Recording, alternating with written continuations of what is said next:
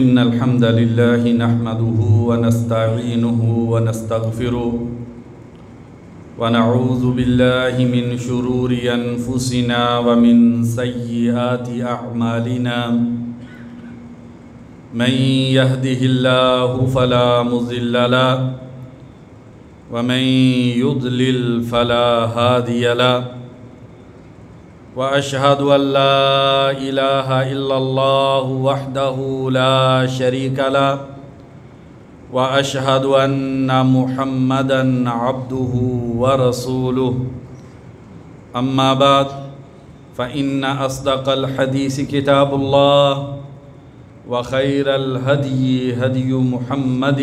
صلى الله عليه وسلم وشر الأمور محدثاتها وكل محدثة بدعة وكل بدعة ضلالة يا أيها الذين آمنوا اتقوا الله حق تقاته ولا تموتن إلا وأنتم مسلمون يا أيها الناس اتقوا ربكم الذي خلقكم من نفس واحدة وخلق منها زوجها وبث منهما رجالا كثيرا ونساء واتقوا الله الذي تساءلون به والأرحام إن الله كان عليكم رقيبا يا أيها الذين آمنوا اتقوا الله وقولوا قولا سديدا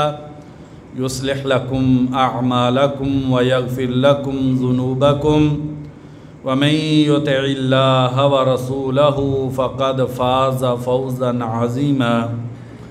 أما بعد فأعوذ بالله من الشيطان الرجيم وَإِنَّكَ لَعَلَى خُلُقٍ عَظِيمٍ۔ ہر قسم کی حمد و ثنا اس اللہ وحدہ لا شریک کے لیے کہ جس ذات باری تعالیٰ نے ہماری طرف نبی اکرم صلی اللہ علیہ وسلم جیسے عظیم نبی کو مبعوث کیا۔ ان گنت لا تعداد درود و سلام ہوں نبی اکرم صلی اللہ علیہ وسلم کی ذات اقدس پہ کہ جنہیں اللہ تبارک و تعالیٰ نے قیامت تک کی انسانیت کے لیے اسوہ نمونہ اور ماڈل بنا کر بھیجا، اور آپ صلی اللہ علیہ وسلم کی سیرت کا ہر پہلو اس میں انسانیت کے لیے دنیا کے اعتبار سے اور آخرت کے اعتبار سے خیر برکت اور بھلائی ہے۔ کروڑوں رحمتیں ہوں صحابہ کرام پر، تابعین عظام پر، محدثین کرام پر، جنہوں نے نہ صرف نبی اکرم صلی اللہ علیہ وسلم کی زندگی کے سبھی پہلوؤں کو محفوظ کیا بلکہ ہر دور میں اس کے عملی نمونے بھی پیش کیے۔ پیارے ایمان والے بھائیوں، نبی اکرم صلی اللہ علیہ وسلم جیسے عظیم نبی پر ایمان لانے والوں، اللہ تبارک و تعالیٰ کی رحمتیں اور برکتیں آپ پر ہوں، اور اللہ تبارک و تعالیٰ مجھ کو اور آپ کو نبی اکرم صلی اللہ علیہ وسلم کی حقیقی محبت عطا فرما دیں، اور آپ صلی اللہ علیہ وسلم کی محبت کو میرے اور آپ کے دلوں کا سکون اور آنکھوں کی ٹھنڈک بنا دے۔ ترمذی شریف کی حدیث ہے، سیدنا عمر فاروق رضی اللہ عنہ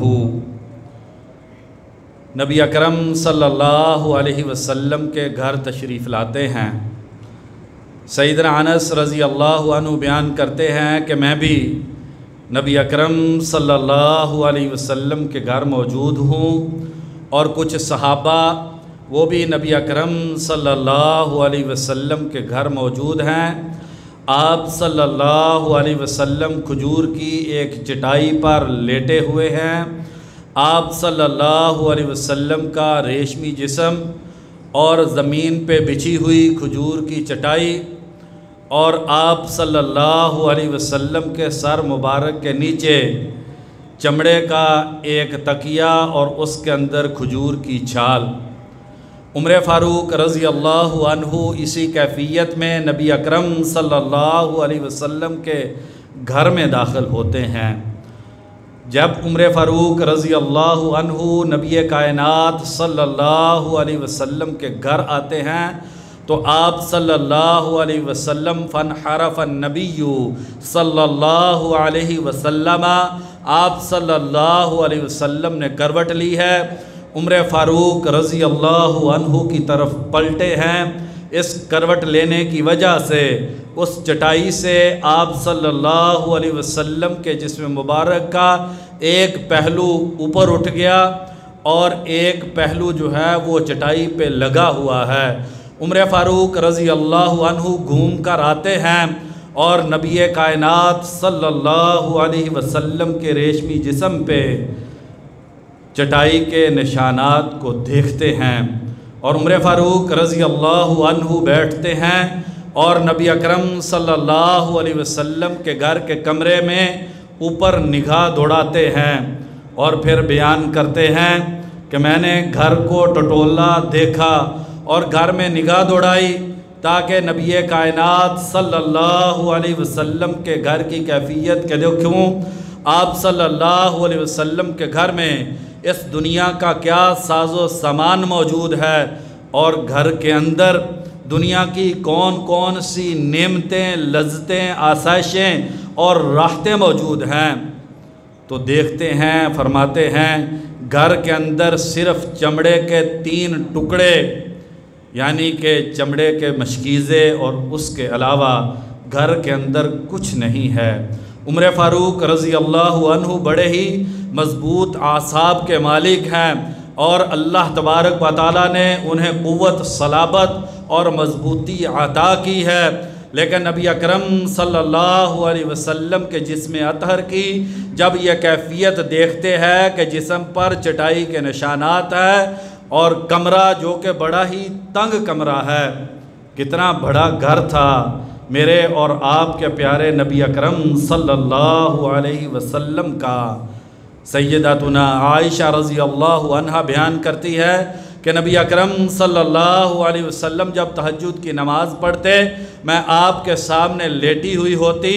آپ صلی اللہ علیہ وسلم نے جب سجدہ کرنا ہوتا تو آپ صلی اللہ علیہ وسلم میری ٹانگوں کو دباتے، میں ٹانگیں پیچھے کھینچ لیتی، پھر سجدے کی جگہ بنتی اور نبی اکرم صلی اللہ علیہ وسلم سجدہ کرتے۔ گویا کہ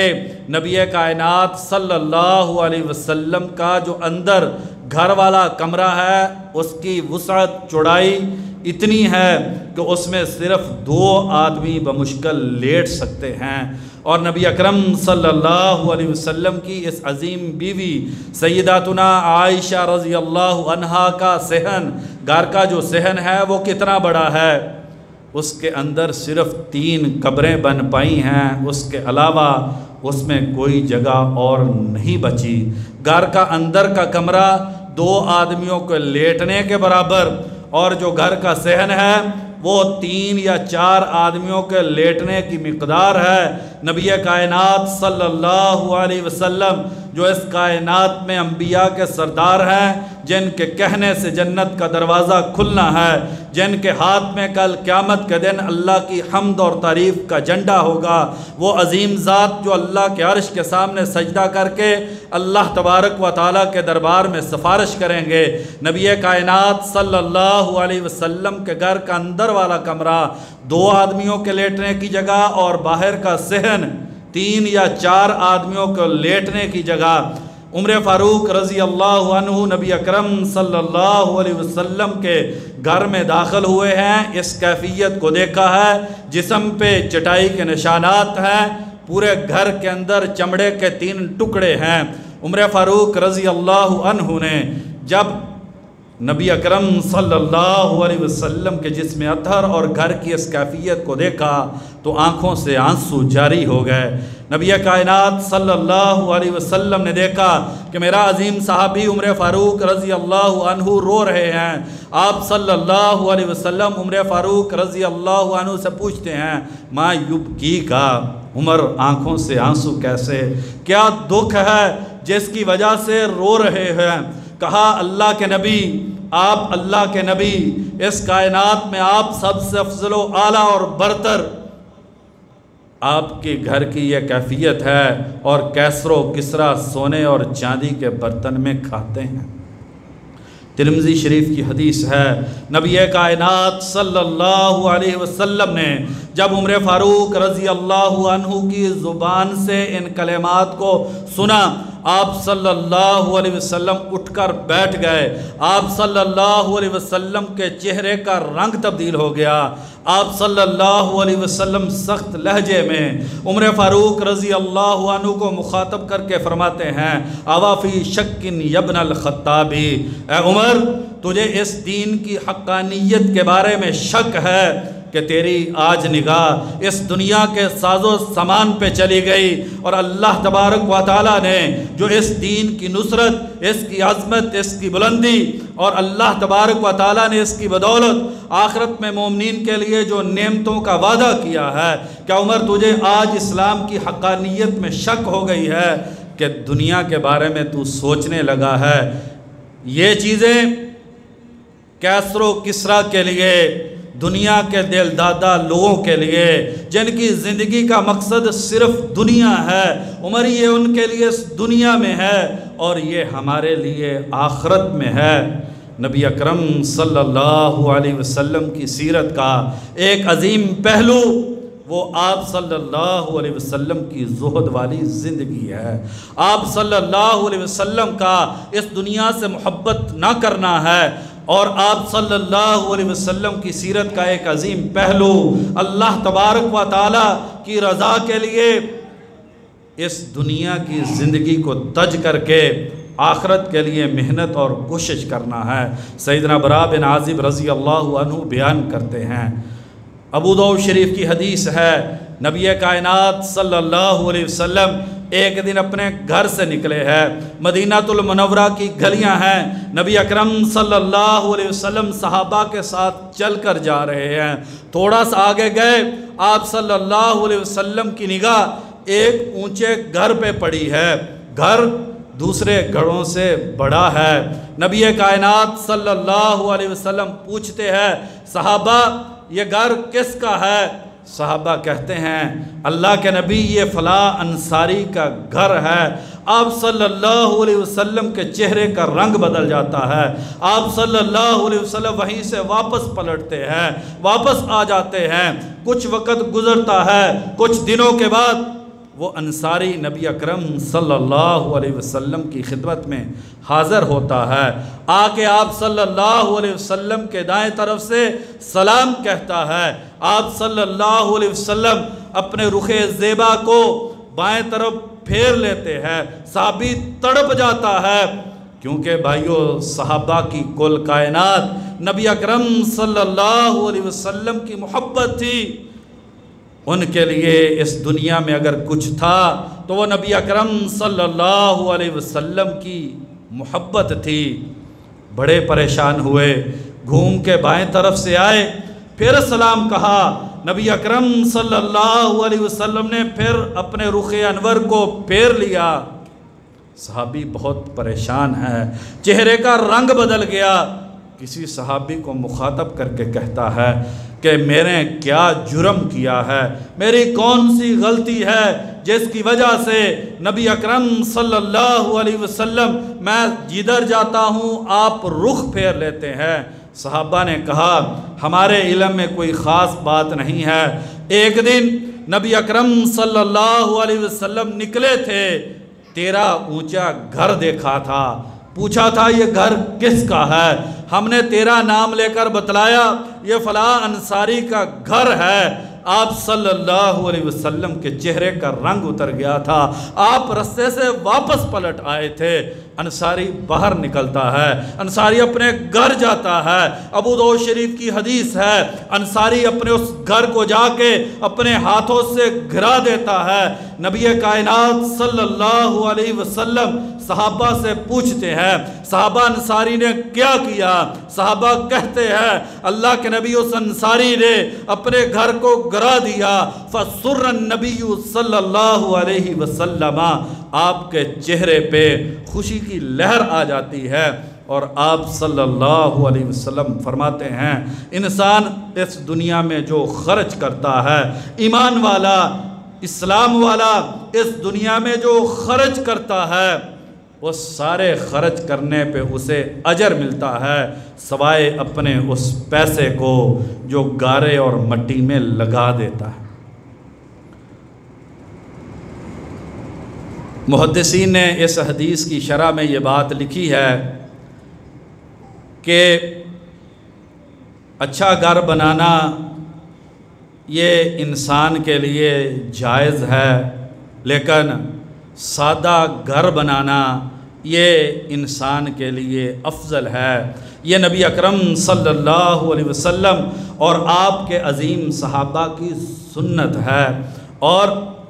ضرورت کے مطابق انسان اپنے گھر کو بنا لے تو اس پہ انسان کی پکڑ نہیں ہے، لیکن اگر انسان ضرورت سے زائد بہت زیادہ اپنے گھر کو وسعت دے لے، اس کی زیبائش میں بہت زیادہ انسان اسراف فضول خرچی سے کام لے، تو یہ اسلام اس چیز کو پسند نہیں کرتا، کیونکہ یہ انسان کی اس دنیا سے محبت اور آخرت سے منہ موڑنے کی علامت ہے۔ جو انسان بہت بڑا اور بہت زیادہ خرچہ کر کے بہت زیادہ خوبصورت گھر بنانے والا ہے، یہ انسان اس دنیا کو اپنا حقیقی گھر سمجھ بیٹھا ہے اور یہ آخرت سے غافل ہو گیا ہے۔ اس لیے نبی اکرم صلی اللہ علیہ وسلم نے باوجود اس کے کہ اسلام انسان کو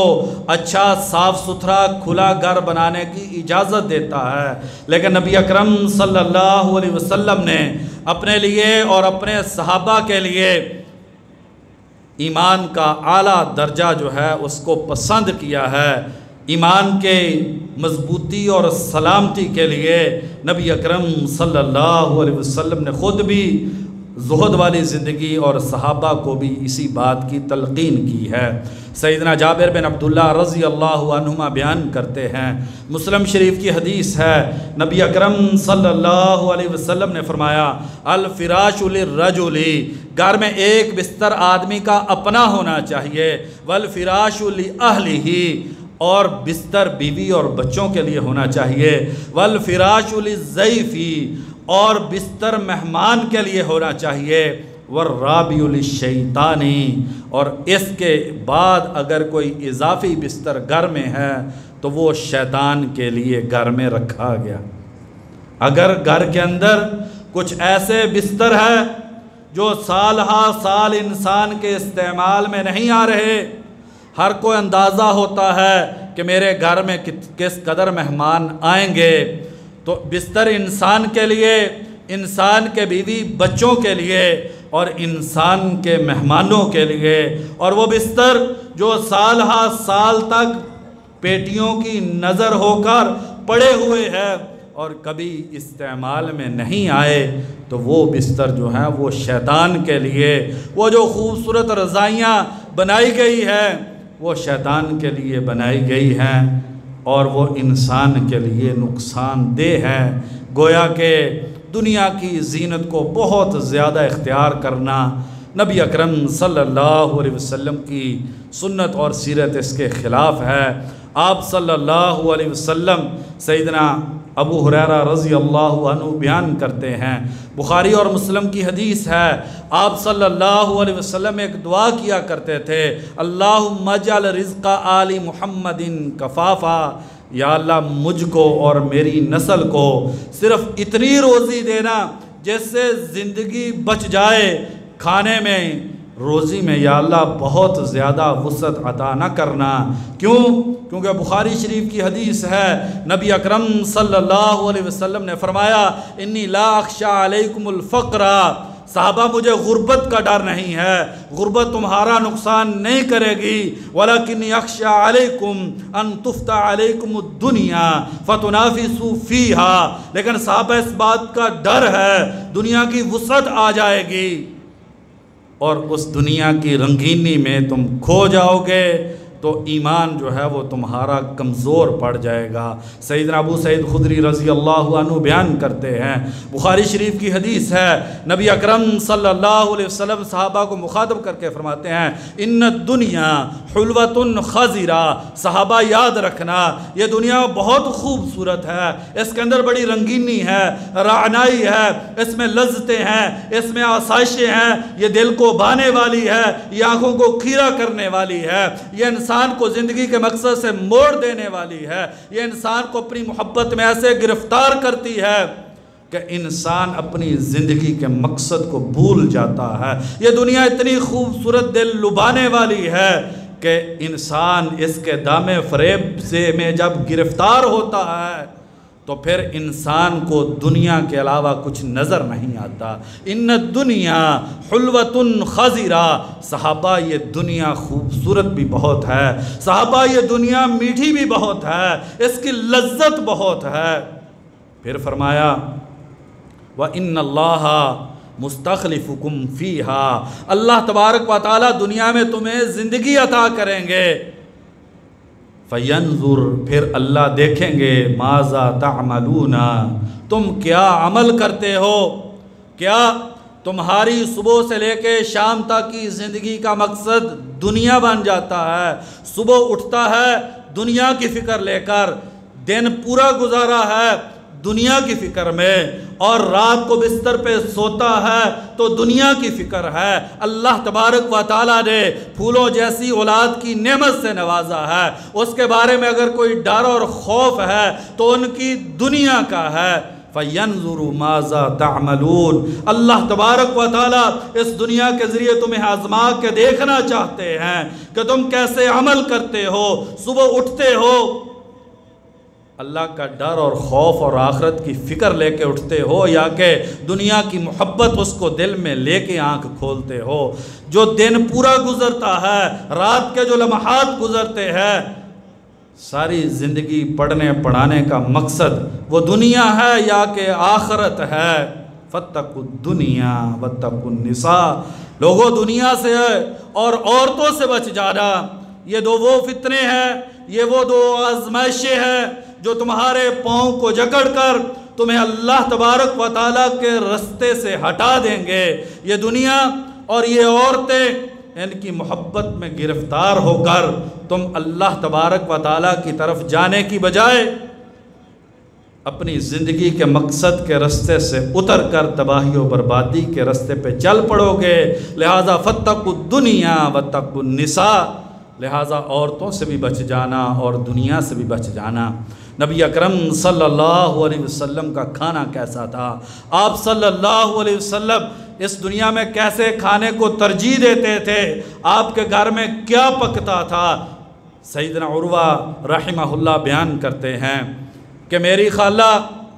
سیداتنا عائشہ رضی اللہ عنہ بیان کرتی ہیں، بخاری اور مسلم کی حدیث ہے کہ ہم پر 2 مہینوں میں 3 چاند آتے، 2 مہینے گزر جاتے، ما اوقیدہ فی ابیات النبی صلی اللہ علیہ وسلم نارون، نبی صلی اللہ علیہ وسلم کے 9، 10، 11 گھرانوں میں سے کسی بھی گھر کے اندر 2 ماہ آگ نہیں جلتی تھی۔ تو پوچھتے ہیں خالہ جان پھر کھاتے کیا تھے؟ فرماتی ہیں الاسودانی التمر والماء، بخاری اور مسلم کی حدیث ہے، گھر کے اندر کھانے کے لیے 2 چیزیں ہوتی تھیں،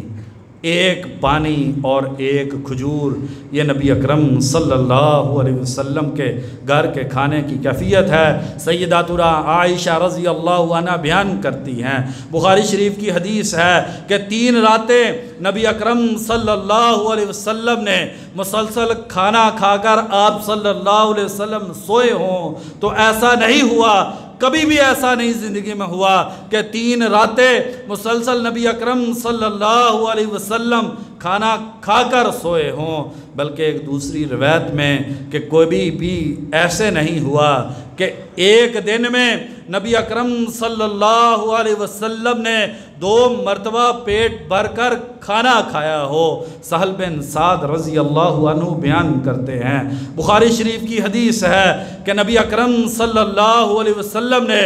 زندگی میں کبھی بھی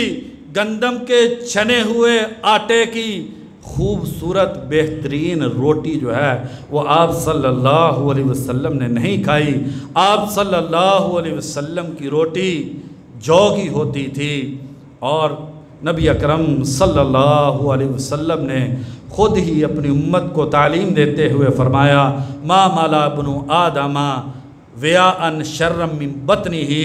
انسان نے اپنے پیٹ سے برا برتن زندگی میں کوئی نہیں بھرا۔ انسان نے زندگی میں جتنے برتن بھرے ہیں ان میں سب سے برا برتن جو انسان بھرتا ہے وہ انسان کا پیٹ ہے۔ اور آپ صلی اللہ علیہ وسلم نے فرمایا فَإِنْ كَانَ لَا مُحَالَةَ، اگر مجبوری ہو بہت زیادہ انسان جو ہے وہ اس بارے میں حساس ہو، فَثُلُثُ طَعَامٍ، ایک حصہ پیٹ کا، تیسرا حصہ کھانے کا ہو، فَثُلُثُ شَرَابٍ، اور تیسرا حصہ پانی کا ہو، اور پھر وَثُلُثٌ لِنَفَسِهِ، اور تیسرا حصہ سانس لینے کا۔ اس کا بھائیو یہ مطلب نہیں ہے کہ انسان زندگی میں اچھا کھانا نہیں کھا سکتا۔ نبی اکرم صلی اللہ علیہ وسلم بکرے کا گوشت بھی کھایا ہے، اونٹ کا گوشت بھی کھایا ہے، آپ صلی اللہ علیہ وسلم نے دستی اور ران بھی کھائی ہے، لیکن نبی اکرم صلی اللہ علیہ وسلم کی زندگی کا عام معمول اچھا کھانا نہیں تھا۔ بھائیو وجہ کیا ہے؟ یہ نبی صلی اللہ علیہ وسلم یہ زہد والی زندگی کیا مالی تنگ دستی تھی؟ کوئی اور وجہ تھی؟ بھائیو اصل وجہ یہ ہے کہ جب گھر زیادہ پکے ہو جاتے ہیں پھر ایمان کچا ہو جاتا ہے، پھر دل جو ہے وہ اس کو جسمانی بیماریاں بھی لگ جاتی ہیں، اس کو روحانی بیماریاں بھی لگ جاتی ہیں۔ اقبال کا وہ مشہور شعر ہے دل کے لیے موت مشینوں کی حکومت، احساس مروت کو کچل دیتے ہیں آلات۔ مشینوں کے ساتھ پتھر کے خوبصورت گھروں میں رہ کے فیکٹریوں اور کارخانوں کی زندگی سے انسان کی جو روح ہے وہ دم توڑ جاتی ہے، اور انسان کے دل کے اندر جو روح ہوتی ہے وہ مر جاتی ہے، اور انسان کے اندر احساس مروت اور انسان کی اخلاقیات جو ہے وہ دم توڑ جاتی ہے۔ اس لیے امام شافعی رحمہ اللہ بیان کرتے ہیں، امام رازی رحمہ اللہ نے ان کے بارے میں نقل کیا، کہتے ہیں 16 سال ہو گئے میں نے کبھی بھی پیٹ بھر کر کھانا نہیں کھایا۔ کیوں؟ کیونکہ زیادہ کھانے سے امام شافعی رحمہ اللہ نے 5 نقصانات ذکر کیے ہیں۔ سب سے پہلا فرمایا یقسی القلب، زیادہ کھانے سے انسان کا دل سخت ہو جاتا ہے۔ روزانہ طرح طرح کے کھانے پیٹ بھر کے اور پورا زور لگا کے جتنا کھا سکتا ہے انسان روزانہ، اس طریقے سے کھانے سے انسان کا دل پتھر بن جاتا ہے۔ پھر دیکھ لے اسے دنیا کے علاوہ کچھ نظر نہیں آتا، قرآن سنتا ہے لیکن دل کی دنیا نہیں بدلتی ہے، وہ جنازے اپنے ہاتھوں سے اٹھاتا ہے لیکن اسے کچھ نہیں ہوتا، اس پہ کوئی اثر نہیں ہوتا۔ یہ اس طرح کی دنیا کی محبت والی زندگی یقسی القلب، یہ انسان کے دل کو سخت کر دیتی۔ بہت سارے بھائی پوچھتے ہیں ہمارا دل سخت ہو گیا ہے، نماز پڑھتے ہیں اس میں لذت نہیں ملتی، جنازے کو دیکھ کر بھی دل پہ اثر نہیں ہوتا۔ اس کی جو مختلف وجہ ہیں اس میں سے ایک وجہ بہت اچھے گھروں میں رہنا اور بہت اچھے کھانے کھانا، اس سے انسان کے دل کو موت آ جاتی ہے۔ انسان کی جو روح ہے زیادہ کھانے سے کمزور ہوتی جاتی ہے۔ جسم جو ہے وہ موٹا ہوتا ہے اور روح کمزور ہوتی ہے، اور تھوڑا کھانے سے جسم کمزور ہوتا ہے اور روح جو ہے وہ طاقتور ہوتی ہے۔ دوسری چیز امام شافعی رحمہ اللہ فرماتے ہیں یزیل الفتنۃ،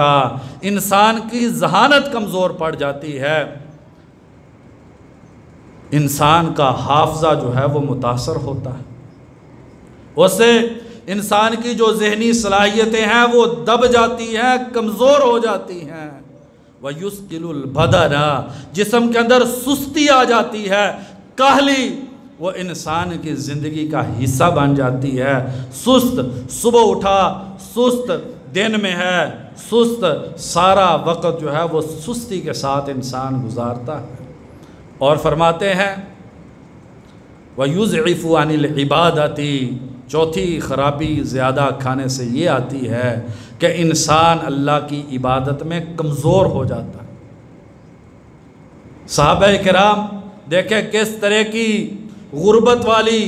زہد والی زندگی اور ایمان کی مضبوطی دیکھیے، اللہ تبارک و تعالیٰ پر یقین اور توکل کو دیکھیے، اور بھائیو ہماری زندگی میں اللہ تبارک و تعالیٰ کی کتنی نعمتیں اور آسائشیں، اور عبادت میں ہماری کمزوری دیکھی۔ وَيُضْعِفُ عَنِ الْعِبَادَةِ، اور انسان کو عبادت میں سستی آ جاتی ہے، انسان صحیح طریقے سے اللہ تبارک و تعالیٰ کی عبادت نہیں کر پاتا۔ نبی صلی اللہ علیہ وسلم نے یہ چیزیں اس لیے نہیں چھوڑی کہ آپ صلی اللہ علیہ وسلم یہ چاہتے ہو کہ میری امت تکالیف میں چلی جائے، نہیں بھائیو، نبی اکرم صلی اللہ علیہ وسلم اعلیٰ اخلاقیات کی اپنی امت میں تربیت کرنا چاہتے تھے۔ امام سفارینی رحمہ اللہ فرماتے ہیں کہ جیسے انسان نے نبی صلی اللہ علیہ وسلم جیسے زہد والی زندگی گزاری، سادہ گھر، سادہ لباس، سادہ کھانا، یہ انسان دنیا میں بیماریوں سے محفوظ رہتا ہے۔ اور آپ صلی اللہ علیہ وسلم اور صحابہ کرام کی زندگی بیماریوں سے پاک زندگی، یہ نبی صلی اللہ علیہ وسلم کی سیرت کا بھائیو بہت اہم پہلو ہے جس پہ توجہ کی ضرورت ہے، کیونکہ حسن بصری رحمہ اللہ فرماتے ہیں من افرط فی حب الدنیا ذہب خوف الآخرت من قلبہ، جس انسان کی زندگی سے زہد نکل جاتا ہے اور اس انسان کے دل میں دنیا کی ہرس پیدا ہو جاتی ہے، اس کی زندگی کا مقصد، اولاد کی تعلیم کا مقصد، شب و روز کا سارا مقصد جو ہے وہ دنیا کی زندگی بن جاتی ہے، ذہب خوف الآخرت من قلبہ، اس انسان کے دل سے آخرت کا ڈر اور خوف نکل جاتا ہے، اسے اپنی قبر یاد نہیں رہتی ہے، اسے محشر کے میدان کی سختیاں یاد نہیں رہتی ہے، اسے پل صراط کی ہولناکیاں بھول جاتی ہیں، وہ جہنم کا تذکرہ سنتا ہے لیکن اس کے کان پہ جو نہیں رینگتی ہے۔ آپ اسے دنیا کی سب سے سخت دل کو دوڑ دینے والی، دہلا دینے والی بات سنا دیں لیکن اس پہ اثر نہیں ہوتا۔ کیونکہ بھائیو جب دل مر جاتا ہے تو پھر کوئی چیز اس پہ اثر نہیں کرتی۔ یہ جو زہد کی زندگی ہے، یہ جو سادگی کی زندگی ہے، یہ انسان کو حقیقی زندگی سے روشناس کرواتی ہے، یہ زندگی انسان کو اللہ تبارک و تعالیٰ کے قریب کرتی ہے، اور انسان جو ہے وہ اپنے دنیا کے مقصد کو سمجھ کے آخرت کے لیے تیاری میں رہتا ہے۔ اللہ تبارک و تعالیٰ سے دعا ہے اللہ تبارک و تعالیٰ سب سے پہلے مجھ کو اور پھر آپ کو اسلامی تعلیمات کے مطابق عمل کرنے کی توفیق نصیب فرما دے۔ وما توفیقی الا باللہ۔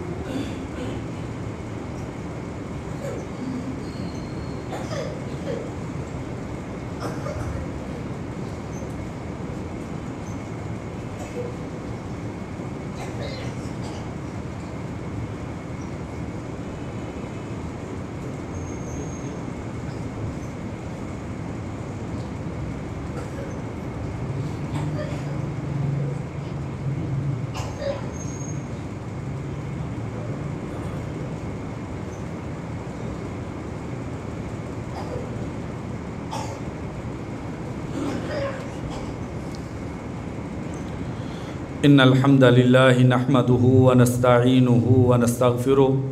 والصلاة والسلام علی رسول اللہ اما بعد۔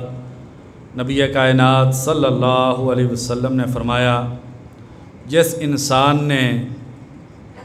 خوبصورت بہترین عمدہ لباس کو اللہ کی رضا کے لیے چھوڑ دیا، طاقت ہے اچھا لباس پہننے کی، اور اچھا لباس پہننا یہ انسان کے لیے جائز بھی ہے۔ انسان اچھا لباس وہ زیب تن بھی کر سکتا ہے۔ نبی اکرم صلی اللہ علیہ وسلم بھی جمعہ کے دن وفد کے لیے اور زندگی میں کبھی کبھار اچھا لباس پہن لیا کرتے تھے، لیکن عمومی معمول آپ صلی اللہ علیہ وسلم جو ایمان کا اعلیٰ درجہ ہے، جو اللہ تبارک و تعالیٰ کے زیادہ قریب کرنے والا معاملہ ہے، اس بارے میں آپ صلی اللہ علیہ وسلم نے یہ تعلیم دی کہ جو بہترین لباس طاقت رکھنے کے باوجود اللہ کے لیے چھوڑ دیتا ہے، اللہ تبارک و تعالیٰ اس انسان کو کل قیامت کے دن جنت الفردوس کے ریشم کے لباس پہنائیں گے۔ امام ابن القیم رحمہ اللہ اس حدیث کی وضاحت میں لکھتے ہیں کہ نبی اکرم صلی اللہ علیہ وسلم کیوں پیوند لگے ہوئے کپڑے پہنتے تھے، حالانکہ آخری زندگی میں فتوحات کی کثرت کی وجہ سے آپ صلی اللہ علیہ وسلم کے پاس بڑی مقدار میں مال غنیمت آیا کرتا تھا، لیکن آپ صلی اللہ علیہ وسلم اس طرح کی سادگی والی زندگی کو آپ نے کیوں ترجیح دی؟ فرمایا کہ انسان جو ظاہر میں کرتا ہے وہ چیزیں انسان کے باطن اور دل پر اثر انداز ہوتی۔ بہت خوبصورت لباس پہننے سے اور ہمیشہ خوبصورت لباس زیب تن کرنے سے انسان کا جو دل ہے یہ بیمار ہو جاتا ہے۔ انسان کے دل میں کئی طرح کی بیماریاں لگ جاتی ہیں، اس میں سے ایک بیماری حرص اور لالچ کی ہے۔ مسلم شریف کی حدیث ہے،